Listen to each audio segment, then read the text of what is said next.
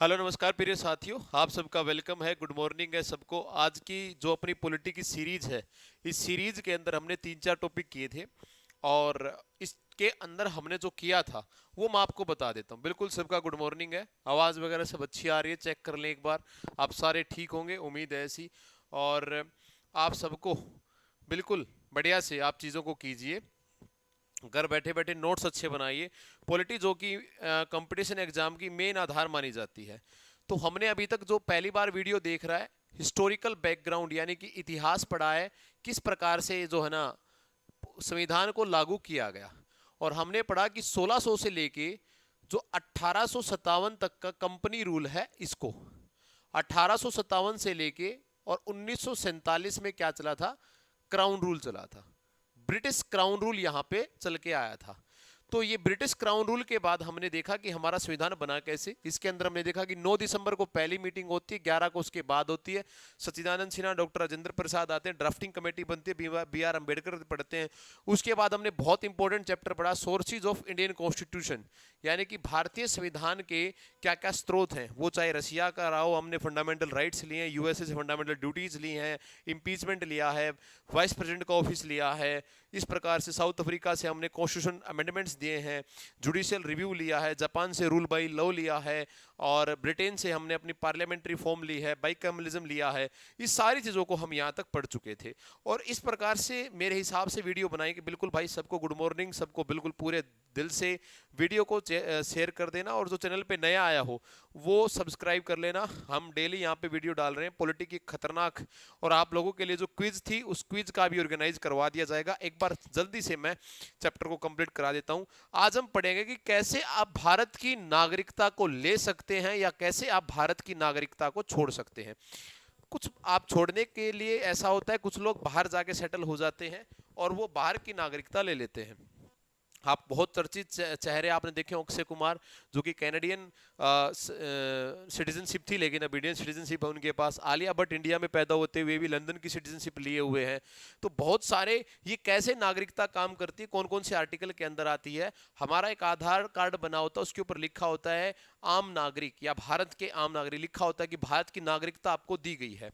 Article 5 से 11 हमें नागरिकता के बारे में बताता है। आर्टिकल 5 से 11 हमें किसके बारे में बताता है, नागरिकता के बारे में बताता है कि आपको किस किस प्रकार से नागरिकता आप ले सकते हैं या छोड़ सकते हैं। Citizenship is a status of a person. सबसे पहली बात, सिटीजनशिप क्या है। ये भारत एक नागरिकता, एक संपूर्ण राज्य के तहत मान्यता प्राप्त स्थिति है।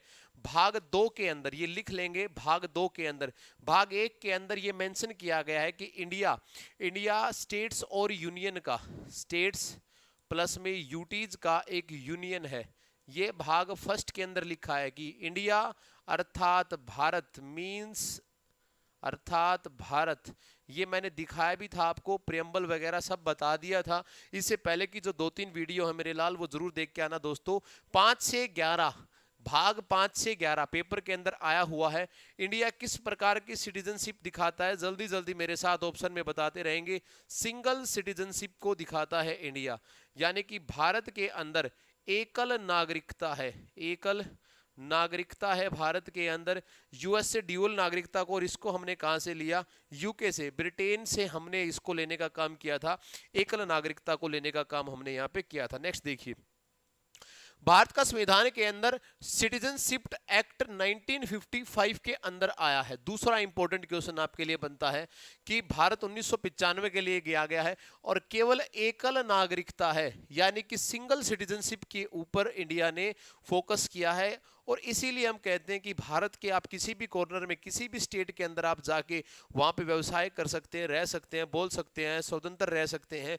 ये चीजें सारी आपके लिए है। 1955 नागरिकता अधिनियम 1955, 1955 के दौरान 5 वेज ऑफ एक्वायरिंग दिए गए हैं, 5 तरीके दिए गए हैं, है ना, 5 दिए गए हैं। एनडीबीआरआई या बर्डन, BIRDN, ये ट्रिक होती है इसको याद करने के लिए। ये ट्रिक है इसको याद करने के लिए। 1 2 3 4 5, ये 5 तरीके हैं, है ना। बाई बर्थ आप इसको ले लो, या आप इमिग्रेंट तरीके से ले लो, रीजलाइजेशन तरीके से आप यहाँ के रेजिडेंस रह रहे हो, और या आपके जो नेटिव्स रहे हैं, दादा या मम्मी या पापा में से कोई रहा है, या नेशनलाइजेशन करके या भारत किसी क्षेत्र को अपना दायरे के अंदर बना ले, ठीक है, रजिस्ट्रेशन करवा के आप बाई बर्थ ले सके हो, आप एंसेस्टर हैं, डिसेंट हैं आप यहाँ के, या किसी देश को हम अपने अंदर मिला लें। जैसे कल को हम अगर पाकिस्तान को अपने अंदर मिला लें तो पाकिस्तान वालों को कौन सी नागरिकता देनी पड़ेगी? भारतीय की नागरिकता हमें देनी पड़ेगी। तो BIRDN, बर्डन या बर्ड एन की एक जो एक अपना बनता है, देखो ये लिख रखा है, बर्थ बी से, डी से डिसेंट, रजिस्ट्रेशन, नेचुरलाइजेशन या इनकॉर्पोरेशन ऑफ टेरिटरी, यानी किसी और को। नेचुरलाइजेशन का मतलब क्या होता है? नेचुरली हम यहाँ के जो है ना वो बन जाते हैं जो नागरिक है। 1955 1955 का अधिनियम आया था सिटीजनशिप को लेके। आगे देखिए आर्टिकल 5 क्या दिखा रहा है। आर्टिकल 5 क्या दिखा रहा है? सिटीजनशिप नवंबर 26 1949 को वो आदमी क्या कहा है कि 26 नवंबर को हमारा संविधान लागू हुआ था। 26 नवंबर को हमारा संविधान लागू हुआ था, तो 26 नवंबर 1949 को वो आदमी जो भारत की बाउंड्री के बीच में जिसका जन्म हुआ है, या तो 26 जनवरी और या उनके पेरेंट्स का इस बाउंड्री के अंदर जन्म हुआ है। कब तक? 26 नवंबर 1949 तक, 26 नवंबर 1949 तक वो सारे भारतीय कहलाएंगे। क्या कहा मैंने? या तो उस आदमी का जन्म भारत की बाउंड्री में हुआ है या उसके पेरेंट्स का जन्म भारत की बाउंड्री के अंदर हुआ है, वो सारे आदमी इंडियंस कहलाए जाएंगे। आर्टिकल 6 बताता है सिटीजनशिप का राइट। कैसे आप इसको माइग्रेटेड टेरिटरी कहते हो, जुलाई 1948 से। देखो क्या कह रहा है, भारतीय क्षेत्र में प्रवास करने वाले कुछ लोग ऐसे भी तो थे जो बाहर से आके इंडिया के अंदर बस गए थे। तो कहा गया है कि आप अगर 1948 से पहले इंडिया में आके रह गए थे तो आपको इंडियन सिटीजनशिप की हम दे देंगे, ठीक है। तो 26 नवंबर 1949 से पहले। आगे क्या कहा गया है? आर्टिकल 7 बताया ना मैंने, आर्टिकल 5 से 11 सिटीजनशिप के लिए ही आएगा। 7 के अंदर 1 मार्च 1947 जो पाकिस्तान चले गए थे लेकिन बाद में वापिस लौट आए। कुछ लोग ऐसे भी तो थे फ्लो में तब चले गए, लेकिन वहां जाने के बाद पता चला कि हिंदुस्तान अच्छा है तो वापस लौट आए। तो अपने दरवाजे इंडिया ने फिर से खोले और वापस से उनको इंडियन सिटीजनशिप दी गई। 8 के अंदर कह रहा है कि भारत के बाहर रहने वाले भारतीय मूल के नागरिकता अधिकार, पर्सन ऑफ इंडियन ओरिजिन। ये कौन होते हैं? इंडियन ओरिजिन के पर्सन जिनका जन्म भारत में हुआ होता है, जैसे कि ऋषि सुनक हैं, इनको क्या कहा जाता है? Indian origin. डिसेंट कैसे है? क्योंकि या तो इनके मम्मी या इनके पापा का जन्म कहां पे हुआ है बेटे? भारत के अंदर इनका जन्म हुआ है। आगे कह रहा है it states that person voluntarily acquiring the citizenship of a foreign state. आगे कहेगा कि किसी आदमी ने खुद की इच्छा से, अपनी इच्छा से क्या किया? किसी विदेशी सिटीजनशिप को प्राप्त करने वाले भारत के नागरिक नहीं होंगे। आर्टिकल 9 कह रहा है कि भाई अगर आपने कोई देश पसंद कर लिया है और आप वहां जाके वहां के नागरिक बन गए हो तो अब आपके लिए इंडिया के दरवाजे बंद हो गए हैं, यानी कि आप इंडियन सिटीजनशिप नहीं आए हैं। समझ आ रहा है? अच्छा लग रहा है? तो सिटीजनशिप कैसी हमारी? सिंगल सिटीजनशिप है। आर्टिकल कौन से हैं? 5 से लेके 11 तक आर्टिकल हमारे पास आते हैं और ये वाली चीज आपको यहां से देखने को मिल जाएगी। नेक्स्ट देखिए भाई, आर्टिकल 10 कह रहा है कि भारत का नागरिक कोई भी व्यक्ति बना रहेगा और संसद द्वारा किसी भी कानून के अधीन होगा।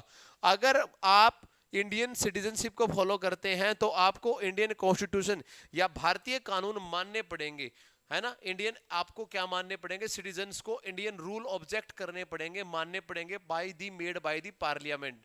आगे कह रहा है कि 11 कानून संसद बनाती है और यह जिम्मेदारी गृह मंत्रालय को दी गई है। नागरिकता संबंधी कानून। तो पेपर में क्वेश्चन आ सकता है कि सिटीजनशिप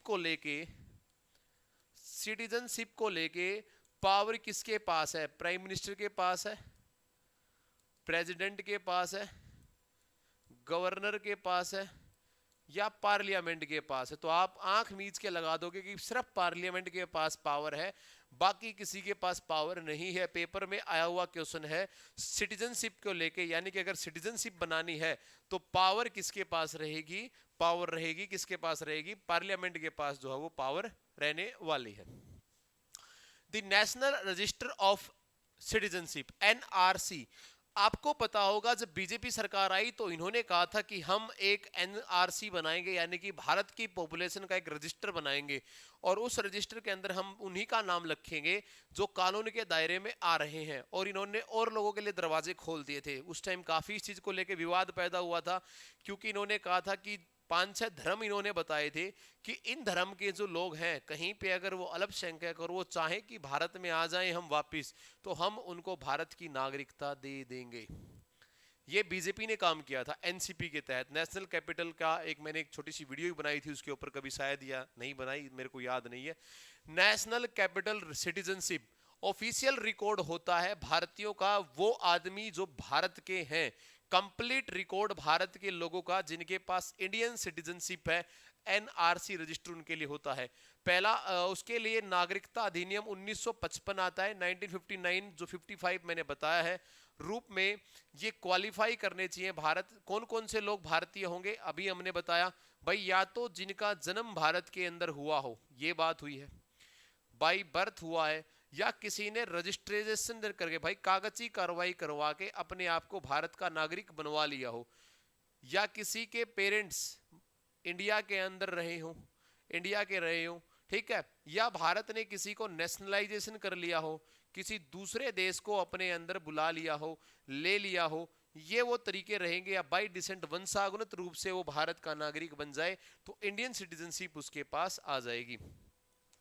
नेक्स्ट देखिए, 2003 के अंदर अमेंडमेंट किया गया। अमेंडमेंट का मतलब संशोधन करना, किसी बात को सुधारना या किसी के अंदर कोई नई चीजों को लेके आना। 2003 के अंदर अमेंडमेंट किया गया और इस अमेंडमेंट के दौरान एक रजिस्टर बनाए रखने और सभी पंजीकृत नागरिकों को पहचान पत्र जारी करने का अधिकार दिया गया। आइडेंटिटी कार्ड, यानी कि जो जो भारत का आदमी है उसको एक आइडेंटिटी कार्ड दिया जाए। इसी को हम कई बार वोटर कार्ड बोल देते थे, उस टाइम आधार कार्ड नहीं था, उसके बाद आधार कार्ड आता है 2003 के अंदर कि भाई जो जो आदमी भारत का है उसको एक आइडेंटिटी कार्ड दे दिया जाए। और क्या बोला, overseas citizenship of India, OCI बोलते। ओवरसीज का मतलब विदेशों के अंदर एक भारत का जो सिटीजनशिप है वो कैसे काम करता है।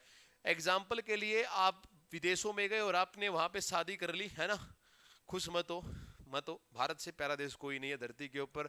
अगर सुजलम सफलम कहीं पे है तो वो इंडिया के अंदर, अगर वंदे मातरम है तो इंडिया के अंदर, अगर गंगा है तो इंडिया के अंदर है, और अगर यमुना है तो भी इंडिया के अंदर है, और रहना है तो भी इंडिया के अंदर है, और रहना भी किसके लिए है, इंडिया के लिए रहना है।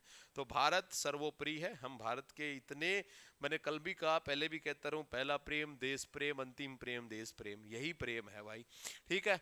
कहीं आप विदेश चले जाएं और कोई आदमी कहीं बाहर जाके शादी कर ले, लेकिन वहां पे रहना चाहे उस शादी करने के बाद उसके साथ, लेकिन फिर भी वो चाहे कि मैं इंडियन सिटीजनशिप रखना चाह रहा हूं, मतलब दिन में भारतीय है लेकिन मजबूरी हो गई है साहब, शादी कर रहा हूं मैं या काम कर रहा हूं इसीलिए बाहर रहना पड़ेगा, तो इस कारण वजह से मान लो वो अगर ऐसा कुछ हो जाता है तो अपने पास अनिश्चितकालीन भारतीय प्रवासी नागरिकता की, भाई बाहर रह के भी नागरिकता ले सकते हो। क्या कह रहा है ये, it is a form of permanent residency available people Indian origin and their spouse which live and work to Indian independently, उनको दी जाती है जिनका भारत में अनिश्चित काल तक रहने और काम करने की अनुमति देता है। बाहर के लोग आए, इंडिया के अंदर काम किया या शादी वगैरह कर ली, जब तक काम कर रहे हैं या जब तक वो रह रहे हैं, जब तक उनको इंडियन सिटीजनशिप दे दी जाएगी, जाएंगे उस दिन उनसे वापस सिटीजनशिप ले ली जाएगी, ठीक है। तो ऐसा कुछ किया गया है। इनकी स्थायी नहीं मान्यता है अगर ये जब तक भारत में है। और एक चीज और बता दूं मैं, ये जो ओवरसीज आते हैं ये वोटिंग नहीं कर सकते हैं भारत के अंदर, ये जब बस संवैधानिक पद धारण करने का अधिकार नहीं रखते हैं। संवैधानिक पद लाइक एमपी एमएलए का इलेक्शन लड़ने लग जाएं या और कोई चीजों को करने लग जाएं तो इनके पास ये पावर नहीं है, ना ही इनके पास वोटिंग पावर का जो है वो रहता है। एनआरआई आपने सुना होगा, नॉन रेजिडेंट्स ऑफ इंडिया। आजकल लोग खुद को एनआरआई कह के बहुत खुश होते हैं कि मेरा लड़का, मेरा भाई, मेरी बुआ का लड़का एनआरआई हो गया है। इतनी अच्छी बात भी नहीं है, देख लो, non residential India, non residential Indian, यानी कि एक आदमी, और ये पेपर के अंदर पूछ सकता है कि कितने दिन तक, 182 दिनों से अधिक समय तक भारत से बाहर रह के आया हो उसको एनआरआई बोला जाता है। 182 डेज चाहिए उसको एनआरआई बोला जाएगा। 182 दिन ये रहा। Person of Indian origin, Bharat का तो पूर्वज भारत के नागरिक रहे हो या अन्य किसी देश में नागरिकता राष्ट्रीयता करते हो, 2015 के अंदर OCI ओवरसीज सिटीजनशिप इंडिया जो है वो दे दिया जाएगा। आपके लिए इंपॉर्टेंट ये है, NRI किनको बोलोगे, 182 दिन तक बाहर रहने वाले व्यक्ति को नॉन रेजिडेंशियल इंडियन बोला जाता है, कि इंडियन तो है लेकिन भारत में नहीं रह रहा है। 2019 के अंदर, जो कि अमित शाह का लगभग ड्रीम प्रोजेक्ट बोला जाता है, सिटीजनशिप अमेंडमेंट एक्ट है। मैंने दो की बात किया, 1955 और 2003 की। अब मैं बात कर रहा हूं, किसकी बात कर रहा हूं मैं, देखो कितना भाई, इसी वीडियो के लिए मैं 1 घंटा लगाऊं, बिल्कुल नहीं, मैंने 5-7 चीजें सिर्फ पूरी वीडियो के अंदर बताता हूं, क्योंकि कंपटीशन की डिमांड है कि आप कुछ चीजों के ऊपर हाईलाइट चीजों को देखें, हाँ सीख के सारी चले आप, है ना। किसी चीज को अगर आप पढ़ रहे हैं तो पूरा डीपली अच्छे से उसको पढ़ के आप उस चीज के ऊपर चलिए। आगे कह रहा है कि सिटीजनशिप अमेंडमेंट एक्ट 2019, इसने क्या किया, और ये 55 वाले में किया गया, कि भाई pathway to Indian citizen to for the religious minorities from the Afghanistan, Bangladesh, Pakistan, 3 देशों का जिक्र किया गया। मैं अब तुम्हें खुल के बता रहा हूं, बिल्कुल कैमरे के सामने, यूट्यूब के ऊपर। 2019 के अंदर नरेंद्र मोदी जी और अमित शाह और या फिर बीजेपी पार्टी को लगा, और लगा क्या, सच भी है ना, मैं खुलेआम कह रहा हूं, सच भी है कि अफगान, अब देखो एक चीज मैं और बताना चाहूंगा, अफगानिस्तान, बांग्लादेश और पाकिस्तान के अंदर माइनॉरिटीज कौन है, हिंदूज माइनॉरिटीज है। मतलब माइनॉरिटीज का मतलब क्या होता है, कम पॉपुलेशन किसकी है, और वहां पे मेजोरिटीज कौन है, इस्लामिक, इस्लामिक धर्म वहां ज्यादा है, हिंदू धर्म या सिख धर्म या बौद्ध धर्म वहां पे कम है। तो बहुत मेरे को तो अच्छा लगा था, लेकिन इस बात का इनका विवाद बहुत हुआ, और इस बात को लेके काफी चर्चाओं में रहे थे ये, लेकिन फिर भी लेके आए, मोटा भाई गृह मंत्री थे अपने, तो लेके आए इस एक्ट को। इस एक्ट के अंदर एक्चुअल में होता क्या है, कि जो इन 3 देशों के माइनॉरिटीज हैं, या वो हिंदूज हो, मुस्लिम शब्द क्यों नहीं लिखा गया है, क्योंकि Muslim are majorities in there, है ना, मुस्लिम मेजोरिटीज के अंदर है। तो अगर उनको कोई तकलीफ हो रही है इन देशों के अंदर, तो वो वापस आ सकते हैं भारत के अंदर, भारत उनको रहने के लिए जगह देगा, उनको अपनी नागरिकता प्रदान करेगा। 2019 का अमेंडमेंट आया था, बहुत बढ़िया अमेंडमेंट आया था। और ये क्या कह रहा है कि 2014 दिसंबर से पहले भारत के अंदर आए हों, वो चाहे काम के सिलसिले में आए हो, वो चाहे निकाले गए हो वहां से, उन सबको हम इंडियन सिटीजनशिप देने का काम करेंगे। और इनमें से 6 धर्म कौन कौन से हैं, हिंदूज है, सिख है, बुद्धिस्ट, जैन, पारसीज और क्रिश्चियन। एक्चुअल में पारसीज और क्रिश्चियन, और ये तो लिखना पड़ेगा क्योंकि इनके अंदर कोई क्रिश्चियन और पारसीज नहीं रहते हैं। इनके अंदर जो मेनली धर्म है वो या तो इस्लाम धर्म है या हिंदू धर्म है, और हिंदूज की वहाँ पे जो स्थिति है वो बहुत खराब है। शायद हिंदू धर्म दुनिया का एकमात्र ऐसा धर्म है जो सबको एक्सेप्ट करने की इच्छा देता है, इसीलिए आप हिंदू मंदिर के अंदर कोई भी चला जाओ, जा सकता है, कोई भी केदारनाथ जाना चाहे जा सकता है, वैष्णो देवी जाना चाहे जा सकता है, लेकिन कोई भी हज और मक्का मदीना की यात्रा नहीं कर सकता, सिर्फ एक मुस्लिम को एंट्री मिलेगी वहां पे। हिंदू धर्म इज द ओनली रिलीजन जो सबके लिए दरवाजे अपने खोल के रखता है। तो ऐसा हुआ, और ये 2019 के अंदर जो है अमेंडमेंट किया गया। ठीक है भाई, इससे आगे की देखते हैं। तो ये आपको, आपके लिए सिटीजनशिप का इतना ही था। अगेन मैं एक बार रिपीट करता हूँ, आर्टिकल 5 से 11 है, 1955 के अंदर सिटीजनशिप एक्ट बनाया गया, सिंगल सिटीजनशिप है, हमने ब्रिटेन से इसको लिया है। उसके बाद 2003 में अमेंडमेंट आया, 2019 में अमेंडमेंट आया, और कहा कि माइनॉरिटीज को वापस लेके आना। 2-4 वर्ड है, इनको आप याद रखना। एक बात मैंने जो बताई थी, क्वेश्चन निकलता है वो सबसे खास, कि आपको अगर सिटीजनशिप देनी है या लेनी है, इसके लिए रूल सिर्फ कौन बना सकता है, पार्लियामेंट बना सकती है। 5 तरीके से आप भारत की नागरिकता जो है ना एक्वायर कर सकते हैं, और छोड़ने के तरीके क्या हैं, आप किसी और देश की नागरिकता ले लिए, भारत की नागरिकता छोड़ जाएगी। एनआरआई किनको बोलेंगे आप, जो 182 दिन का टाइम जो है विदेशों में काट चुका होगा, वो एनआरआई कहलाएगा। तो ये सिटीजनशिप का पूरा हुआ। उम्मीद है समझ में आया है। कैसा समझ में आया जरा कमेंट बॉक्स ठोक दीजिए, भर दीजिए, और एक बार प्यारे इंडिया के लिए जय या वंदे मातरम लिख के आप मैसेज के अंदर डाल दीजिए। बहुत अच्छा लगता है, शायद है ना, जितना अच्छा लोगों को आई लव यू लगता है उतना अच्छा अपने को जय हिंद वंदे मातरम लगता है। इससे प्यार, क्योंकि अपन भाई साहब बहुत शौकीन आदमी है, देश प्रेमी है, और ऐसा ही रहना चाह रहे हैं। जब तक आप कमेंट डालते हैं, मैं नेक्स्ट टॉपिक को इसके ऊपर लगाता हूं, और स्टार्ट करते हैं डीपीएसपी के बारे में, डायरेक्टिव प्रिंसिपल ऑफ स्टेट्स के बारे में। ये भी आपको आने चाहिए, DPSP directive principle of state. सबसे पहला मेरा क्वेश्चन आप लोगों से है कि हमने डीपीएसपी की जो पॉलिसी है वो किस देश से एक्वायर की है। तो जो मेरे लाडले हैं जो डेली मेरे से पढ़ते हैं वो लिख देंगे सर आयरलैंड से। कहां से एक्वायर की है? आयरलैंड से हमने इसको लेने का काम किया है। किसको लेने का काम किया है? डीपीएसपी को, directive principle of state policies. भाग 4 के अंदर ये आते हैं, आर्टिकल 51A के अंदर ये आते हैं। आप कहोगे सर आपको ये ऐसे कितने क्यों याद हैं? दिल लगा के पढ़ लो बस, जहां चाह वहां राह, है ना। जहां दिल लगाओगे वही चीजें बन जाएंगी। डीपीएसपी एक्चुअल में क्या होते हैं, कैसे इनका काम होता है, आपको ज्यादा डीपली पढ़ने नहीं है, ज्यादा आपके पेपर में आते नहीं है। 5-5 7-7 मोटी मोटी बातें बता रहा हूं मैं, आप 5-5 7-7 मोटी मोटी बातें आप कीजिए, आपका काम खत्म हो जाएगा। एक बात आपको बता दूं, पॉलिटी को लेके और इंडिया को लेके एक क्विज में लेके आ रहा हूं 100 क्वेश्चन की, है ना। और अगर पॉसिबल हुआ तो बहुत जल्दी उस क्विज को हम ऑर्गेनाइज करेंगे, देखते हैं अब कब ऑर्गेनाइज करें। डीपीएसपी गाइडलाइन है सेंटर की तरफ से, एक मतलब आदेश मान लो या गाइडलाइन मान लो, जो कि सेंटर की तरफ से आता है। किसको आता है? स्टेट्स को आता है कि भाई आपको ये रूल जो है फॉलो करने हैं। अगर भाई आप चैनल के ऊपर नए आए हैं, करियर विद विकास सर के ऊपर मैथ और जीके की क्लासेस हम यहाँ लगाते हैं, सारे एग्जाम्स को हम यहाँ कवर करते हैं। चैनल को शेयर सब्सक्राइब कर दीजिए, आपका अपना चैनल है। क्या कह रहा है? DPSP is to lay the guideline for the central and state government for Indian to make the welfare state. कैसे स्टेट बनाने के लिए कल्याणकारी राज्य। भारत वैसे भी सोशल कंट्री है। सोशल कंट्री का मतलब क्या होता है कि भारत के पास जो कमाई आएगी वो हम देश सेवा में लगाएंगे। ऐसा नहीं है कि उसको हम खजाने में इकट्ठा कर लेंगे या कुछ और उसको घर पे ले जाने का काम करेंगे। तो एक्चुअल में डीपीएसपी केंद्र सरकारों की गाइडलाइन है कि आपको ये चीजें फॉलो करनी है, माननी है। और ये नॉन जस्टिबल नेचर है, इनके लिए कोई गैर न्यायिक है ये।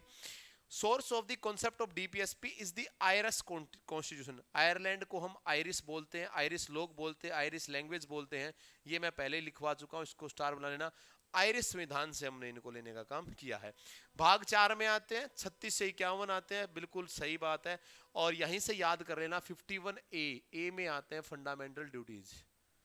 भाई साहब बहुत इंपॉर्टेंट है, हमने रशिया से इनको एक्वायर किया है, ये भी आप लिख लीजिए। अगली जो वीडियो आने वाली है वो आपकी सबसे चहेती मनपसंद फंडामेंटल राइट की वीडियो प्लस में फंडामेंटल ड्यूटीज की वीडियो, पूरा एक वीडियो के अंदर खत्म माहौल बना देंगे। क्या कह रहा है डायरेक्टिव प्रिंसिपल कि भाई आप समाजवादी लोग बनेंगे, गांधीवादी लोग बनेंगे, लिबरल छूट आजादी उदेशवादी बौद्धिक शांत स्वभाव के बड़े प्यारे नन्हे मुन्ने बनेंगे आप, है ना। हर प्रकार से अपन को सामान लेके बैठे तो सबको शेयरिंग केयरिंग करके देंगे, कोई लड़ाई झगड़ा नहीं, कोई किसी प्रकार की मार पिटाई नहीं, पूरा बढ़िया से उदारवादीपन जो है ना वो अपन दिखाएंगे। आर्टिकल 36 कह रहा है कि एक स्टेट क्या होता है, स्टार बना लो ना जल्दी से।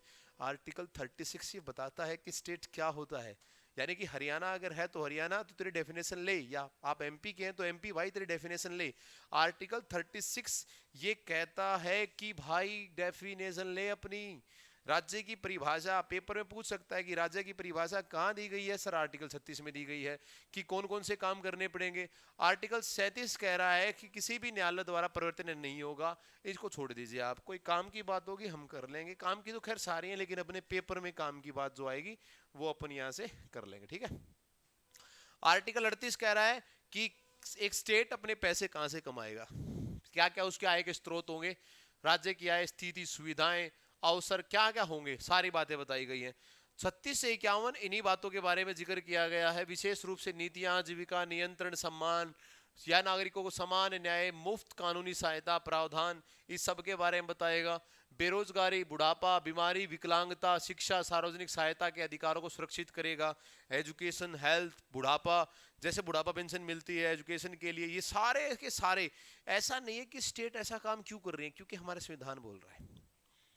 हमारे लिए जो इतने अच्छे काम हो रहे हैं ना वो दो ही कामों के लिए हो रहे हैं, या तो हमारी वोट के लिए हो रहा है ना, या हमारी वोट की साई इसी उंगली पे लगती है, और दूसरा काम अपने लिए किससे हो रहा है कि भाई हम लोग जो है संविधान से बाउंडेड हैं, बंधे हुए हम लोग हैं, तो ये काम अपने लिए हो रहा है। मानवीय स्थितियों को नियोजित करना, स्थितियां यानी कि आदमी जो है वो सिक्योर रहे, ह्यूमन कंडीशन के अंदर वर्क करे, रिलीफ अपने आप को महसूस करे। बहुत कई बार देश के अंदर ऐसे हालात हो जाते हैं, जैसे कि मैं कई चीज़ों का जिक्र कभी करना नहीं ज़्यादा, मैं बहुत मतलब एक अलग तरीके का आदमी हूँ अंदर से, ठीक है क्योंकि मेरा मानना ये है कि अगर कहीं पे कोई हैवानियत हुई है ना, तो दो तरीके से उसका आवाज उठाई जाए। या तो आप आवाज तब उठाइए जब आप उसके लिए कुछ कर सके। अभी बंगाल के अंदर एक मेडिकल कॉलेज की गुड़िया के साथ एक आपने घटना सुनी होगी, एक दुर्व्यवहार हुआ। दुर्व्यवहार क्या, एक हैवानियत हुई, राक्षसी पना हुआ। कंडोलसेंस है उनको मेरी तरफ से। लेकिन ये चीज़ें मैं बहुत कभी जिक्र करता नहीं हूँ, क्योंकि मैं बहुत दुखी हो जाता हूँ इन बातों से। पता नहीं समाज कितना सभ्य हो रहा है या कितना शिक्षक हो रहा है। वैदिक काल में भी पढ़ोगे तो भी समाज ऐसा नहीं था, मुगल काल में पढ़ोगे तो समाज तब भी ऐसा नहीं था। आज हम पता नहीं, हम अपना अपग्रेडेशन कर रहे हैं या डिग्रेडेशन कर रहे हैं। बहुत दुख होता है इस चीज़ को लेके कि इतना सभ्य समाज होते हुए, इतनी अच्छी एजुकेशन होते हुए, टेक्निकल का ज़माना होते हुए भी इंसान ऐसी हरकतें करते हैं। किसी की बहन, किसी की माँ, किसी की बेटी, सब अपने लिए हैं। अगर आप पता नहीं कैसा ऐसा व्यभिचार या कौन सा, रावण को लोग कोसते हैं, रावण को लोग दशहरे वाले दिन तीर मारते हैं। रावण तो किसी की पत्नी को लेके गया था, उंगली तक नहीं लगाई थी 21 दिन या 24 दिन, जितने भी दिन वो सीता जी अगर उनके वहां रही थी। 4 5 10 दासियों को छोड़ दिया था कि भाई आप इनका ध्यान रखेंगे। बोला भी नहीं था कभी, चेहरा भी नहीं देखा था अच्छे से रावण ने। तो पर ये कौन से रावण पैदा हो गए, आई डोंट नो। और ऐसा आदमी क्यों कर लेता है, कभी समझ नहीं आती। तो बहुत ऐसी ऐसी जो घटनाएं होती है वो मन को जो है ना झंझोर के रख देती हैं। खैर, आप बहुत अच्छे इंसान बने, बहुत एक विनम्र स्वभाव के, समाजवादी, उदारसीन, अपने पेरेंट्स के लिए आप न्योछावर आदमी बने, अपने देश की तरफ सोचें। आप तभी एक अच्छा समाज बना पाएंगे। जापान देश ऐसा देश है जिसके अंदर साल में लगभग एवरेज है कि 40 से 52 भूकंप आएंगे। इतना नुकसान करेंगे क्योंकि ज्योग्राफी ऐसी है। इतनी अच्छी खेती भी नहीं होती है, कोई बढ़िया इतना बड़ी पॉपुलेशन भी नहीं है इंडिया जितनी। लेकिन फिर भी Japan is the most advance and technical country of the world. कभी जापान की जीडीपी देखना, आंखें फट के आ जाएंगी। कभी जापान के रूल देखना, 1 मिनट ट्रेन कभी लेट नहीं होती है, रेप केस नहीं है, चोरी नहीं है।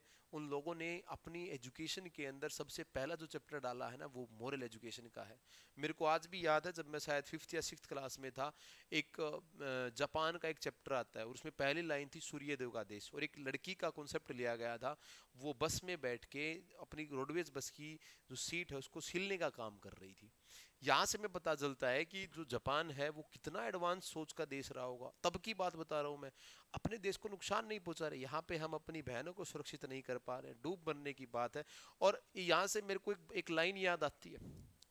कल वो मैं 4 5 दिन से, जब भी 7 8 दिन हो गए, जब भी मैं टीवी ऑन करता हूँ ये चीज़ें मेरे सामने आती हैं। पर मैंने बताया ना, मेरी नेचर बहुत अलग है। मैं जिस चीज़ के बारे में दुखी हो जाता हूँ, ऑफेंड, मैं उस चीज़ को छोड़ देता हूँ, लिव इट भी। नहीं तो बहुत ज़्यादा दुख हो जाएगा फिर। क्योंकि अपन मतलब क्या ही कर सकते हैं इस मामले में, खुद को ठीक कर सकते हैं, इतना ही है। एक बार अब्दुल गफ्फार खान की एक स्टेटमेंट वहाँ पे आई थी, ना, कि अबुल गफ्फार खान की, जिनको गांधीवादी, सीमांत गांधी, फ्रंटियर गांधी के नाम से जाना जाता है। और उन्होंने कहा था कि बेवकूफ़ है मुसलमान जो उन्होंने हिंदुओं से सिक्योरिटी मांगी, रक्षा मांगी। भाई भाई भाई से कैसी सिक्योरिटी मांगे? कभी मांगे तुमने तुम्हारे पिता से कि पापा मेरे को आपसे सिक्योरिटी दो, मैं खाना खाऊं आप जहर नहीं मिलाओगे, मम्मी आप सिक्योरिटी दो? कभी मांगी है? कभी नहीं मांगी। बेवकूफ है मुसलमान जिन्होंने हिंदुओं से सिक्योरिटी मांगो, और उससे बेवकूफ है हिंदू जिन्होंने देने से मना कर दिया। ऐसा ही कुछ है, बेवकूफ है ये बहनें जो अपने भाइयों से सिक्योरिटी मांग रही हैं, है ना। और ये तो बेवकूफ हैं, लेकिन उससे ज्यादा बेवकूफ हम भाई हैं जो अपनी बहनों को सिक्योरिटी नहीं दे पा रहे हैं। अब राखी बंधवाएंगे, फोटो तरवाएंगे, सोशल मीडिया पे डालेंगे, कोई फायदा नहीं यार। सब सोच ले नियत और दिल में, वो धागा जो है ना, वो धागा वो बहुत पवित्र होता है, उसके अंदर बहुत असीम ताकत है, तुम नहीं समझ पाओगे कभी। पता नहीं कैसी सोच के लोग यहाँ पे। आर्टिकल 42 करता है नियोजित मानवीय स्थिति को सुरक्षित करने के लिए। 41 एक्चुअल में डीपीएसपी का जो मकसद है, directive principle of state policies, जो आर्टिकल 36 से लेके आर्टिकल 51 दी गई है, भाग 4 के अंदर दी गई है, और हमने इनको आयरलैंड से लिया है। और इसमें से आप एक याद रख लेना, स्टेट की डेफिनेशन आर्टिकल 36 के अंदर दी गई है। ये 4 बातें आपको याद रखने की, बाकी आप ना रखें तो भी काम चलेगा। ठीक है, मैंने बता दिया आपको, आगे आपकी मर्जी है। 43 कहता है सिक्योरिटी ऑल वर्कर्स। 43 ये कहता है participation in management of industries, raise the level of nutrition and standard level.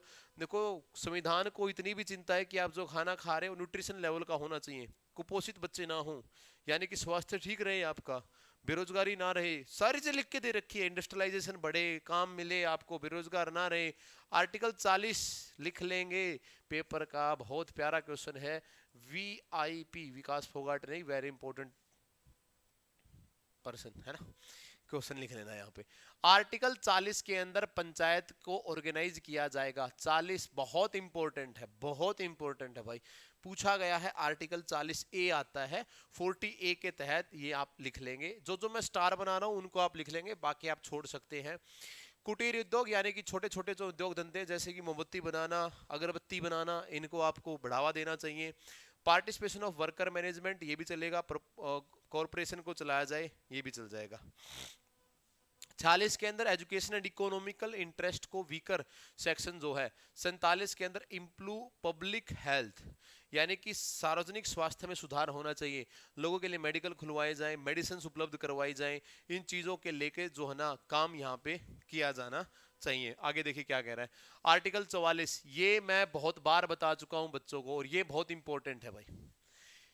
देखो देर सबेर चीजें बहुत इंपॉर्टेंट हैं, भागने से कुछ नहीं होता। अगर आपको जीतना है तो लड़ना पड़ेगा। किसी ने कहा कि सर जीतने का पहला स्टेप क्या है? बोले जी लड़ो। बोले जी लड़ो, बोले मारेगा अगले वाला, बोला फिर भी लड़ो। बिना लड़े जीत हो जाए तो तुम्हारी जीत नहीं, ये दुश्मन की कायरता समझना। बिना लड़े अगर जीत हो जाए तो तुम्हारी जीत नहीं, दुश्मन की कायरता समझना। अरे बात समझ रहे हो कि नहीं समझ रहे? तो आपको लड़ना तो पड़ेगा, लड़ना पड़ेगा। और जीता वही है जो लड़ा है। महाराणा प्रताप राजा थे, सिंहासन बैठे रहते, है ना, अकबर खा जाता। इतिहास के अंदर कभी एक युद्ध अकबर नहीं जीत पाया महाराणा प्रताप से, एक लड़ाई नहीं जीत पाया। इतिहास को पलटा, एक लड़ाई नहीं जीत पाया। अगर जीत जाता तो आज तक मेवाड़ के अंदर कोई मुगलिया छोटी सी बिल्डिंग नहीं बना पाया कोई। आर्टिकल 44 की बात करें, यूनिफॉर्म सिविल कोड, यानी कि कानून की नजर में सारे लोग एक जैसे हैं, लेकिन यहाँ तो नहीं है। यहाँ तो किसी मुस्लिम को ज्यादा राइट दिए गए, कहीं हिंदू को ज्यादा राइट दिए गए हैं, कहीं किसी कास्ट को ज्यादा राइट दिए गए, किसी को रिजर्वेशन दिया गया है, किसी को जॉब में दिया गया है। तो यूनिफॉर्म सिविल कोड आएगा। यूनिफॉर्म सिविल कोड लगाने की तरफ बहुत ज्यादा स्टेट चलने लग रहे हैं। पहला स्टेट गोवा, गोवा ने यूनिफॉर्म सिविल कोड लगा दिया। दूसरा स्टेट उत्तराखंड बिल्कुल लगा रहा है। अब मेरे को उत्तराखंड की कैपिटल डाल दो, देहरादून मत डालना, और कुछ डालना, कहीं देहरादून डालो। Uniform civil code, all section of the society irrespective of the religion shall be treated equally. भाई भारतीय न्याय संहिता के अंदर जितने भी, ये बीजेपी चाह रही है कि यूनिफॉर्म सिविल कोड आए हर स्टेट के अंदर, और मैं भी चाह रहा हूं कि आए। हम कानून की नजर में एक बनने चाहिए दोस्त, अब समय बदल गया है। आर्टिकल 44 यूनिफॉर्म सिविल, जहां जहां स्टार बना रहा हूं मेरे लाल, वहां वहां लिख लेना। 48 आर्टिकल जो है, 45 आपके लिए करने की, हाँ 45 के अंदर अर्ली चाइल्डहुड, छोटे छोटे बच्चे हैं उनके लिए एजुकेशन और पोषित खाने का प्रबंध किया जाए, हल्के फुल्के जो नाजुक से नन्हे मुन्ने हैं तुम्हारे जैसे। आर्टिकल 48 के अंदर एग्रीकल्चर एनिमल हस्बेंड्री, और इसी के अंदर 48 ए में एनवायरमेंटल पोल्यूशन, स्टार बना दिया है, लिख लेना। ये हमारे फंडामेंटल के अंदर भी आएगा। हमें हमारे पर्यावरण को साफ सुंदर रखना है और वन्य जीव संरक्षण करना है। कहीं पे भी शिकार वगैरह हंटिंग नहीं करनी है। कोई तुम्हें मारे तो गलत लगता है ना। नॉन वेज खाने वालों तुम सुधर जाओ, छोड़ दो। कब छोड़ोगे पता नहीं। मैंने एक कबीर का दोहा सुनाया था, चलो लाइव भी सुना देता हूँ, है ना, लाइव भी सुना देता हूँ। कबीर ने कहा है कि बकरी पात खात है, बकरी पात खात है, बकरी ने पात खाई, पत्ता खाया, हरिया खाए, ठीक है, हरा कुछ चारा खाया, ते नर बकरी खात है। बकरी का तो दोष सिर्फ इतना था कि उसने पत्ते को तोड़ के खा लिया। उसको किसने खाया? किसी आदमी ने खा लिया। अगर नर बकरी खात है, अगर किसी आदमी ने या औरत ने बकरी, या बकरी का इन द सेंस किसी नॉनवेज को खाया, तो क्या हालात है ना, तो क्या होगा भाई। एनवायरमेंट, अपन तो देखो साफ शुद्ध सात्विक आदमी बनो, है ना। प्रोटीन अगर चाहिए तो सोयाबीन खाइए, चने खाइए भिगो के, हरा चना खाइए, और पल्सीज खाइए, दाल खाइए, ग्रीन वेजिटेबल्स खाइए, फ्रूट्स खाइए। अब बहुत हम गल्फ देशों में पैदा नहीं हुए जहाँ पे कुछ नहीं उगता। हमारा देश एकमात्र दुनिया का ऐसा देश है जहाँ पे सब कुछ अवेलेबल है, सब कुछ अवेलेबल है साहब। 48 से environment and wild life project के लिए दोनों स्टार बना लेना। 44 में यूनिफॉर्म सिविल कोड और 48 में ही आएगा, है ना। चलिए देखते हैं, मजा आ रहा है कि नहीं आ रहा, समझ भी आ रहा है कि ना। 49 में protection of monuments and places and object with the have national importance. भाई किसी स्टेट के अंदर, यूपी के अंदर ताजमहल है, ताजमहल का एग्जांपल नहीं लेता, मेरे को ताजमहल से अच्छा चित्तौड़गढ़ फोर्ट लगता है, पता नहीं क्यों लगता है। है ना। ऐसी मरी हुई प्रेम कहानी से अच्छा है उस विजय की विजय गाथा जो चित्तौड़गढ़ के अंदर लिखी गई थी। ये मेरे वचन है, मेरे बोल हैं। क्या कहा मैंने? ऐसी मरी हुई प्रेम कहानी से अच्छा है उस विजय की गाथा जो चित्तौड़गढ़ के अंदर लिखी गई थी। चित्तौड़गढ़ फोर्ट, है ना, देखना कभी मजा आएगा तुम्हें। तो चित्तौड़गढ़ फोर्ट की कहानी लेते, राजस्थान सरकार आज एक फैसला ले ले कि भाई चित्तौड़गढ़ फोर्ट को तोड़ेंगे अपन। नहीं तोड़ सकते। क्यों नहीं तोड़ सकते? प्रोटेक्शन ऑफ मॉन्यूमेंट्स, जो इतिहास के जो प्लेसेस हैं उनका आपको संरक्षण करना पड़ेगा। ये संविधान ने लिख के दे दिया है मेरे लाल। और which have the national importance, जिनकी विश्व स्तर के ऊपर पहचान है, आप उनको कुछ नहीं कर सकते, आपको उनका संरक्षण करके रखना पड़ेगा, बचा के रखना पड़ेगा। आर्टिकल 50 कहता है जुडिशरी, न्यायिक पालिका सेपरेट होनी चाहिए एग्जीक्यूटिव से। ऐसा नहीं है जो कानून बनाए, जो कानून लगाए, पुलिस वाला ही बैठ के चेयर के ऊपर, मूवीज में देखा है, मैं तेरे को फांसी लटकाऊंगा। नहीं है तेरे पास अधिकार, पुलिस वाले के पास कोई अधिकार। पुलिस वाले के पास एक अधिकार, आपको पकड़ के ले जाए, जज के सामने पेश कर दे भाई साहब, बाकी कोई अधिकार नहीं है। अधिकार क्या है? जो एग्जीक्यूटिव है वो जुडिशरी सेपरेट है। पुलिस वाला तुम्हें ना मार सकता ना पीट सकता, कब तक? जब तक न्यायालय ना कह दे। और न्यायालय तुम्हें कह दे मारो इसे, पीटो, रिमांड पे लो, तो पुलिस वाला तुम्हें पीटेगा, फिर तुम कुछ भी कर लो। हाँ, वरना तो पुलिस वाले पे केस लग सकता है अगर तुम्हें बिना कुछ जज की या प्रशासनिक परमिशन के बिना कुछ किया है। 51 को कर लेंगे स्टार। क्यों कर लेंगे? क्योंकि एस्टेब्लिशमेंट किया है इंटरनेशनल पीस एंड सिक्योरिटी। अंतरराष्ट्रीय स्तर के ऊपर हरियाणा जाए कहीं पे और हुड़दंगबाजी करके आए, मान के चलो हरियाणा का एक ग्रुप गया ऑस्ट्रेलिया शहर के अंदर और परेशानी का पैदा कराए, और उस परेशानी से ऑस्ट्रेलिया और इंडिया के संबंध बिगड़ जाए, तो ऐसा भी नहीं करना है भाई साहब। अपने संबंध बढ़िया बने रहने चाहिए। आपको ध्यान रखना है इस बात का। You are the representative of country, you know. कहेंगे सर हमें हमारे घर वाले ना जानते, घर के गली में कुत्ता है वो ना जानता, हमें शाम को भौंकने लग जाता है। अरे दोस्त, तुम्हें संविधान जानता है, क्योंकि संविधान में तुम्हारा नाम दर्ज है, तुम कागज में दर्ज हो, तुम्हारी इतनी बड़ी पहचान है। देखो मैंने तुम्हें आज कॉन्फिडेंस, आज घर में बिल्कुल यूं फैल के घूमना है 4-4 फीट के दायरे में, है ना। मेरी अंतरराष्ट्रीय लेवल पे इज्जत, रिस्पेक्ट है भाई की। देखो कह रहा है आर्टिकल 51 कह रहा है कि इंटरनेशनल लेवल पे देश की बेइज्जती नहीं करनी है ना।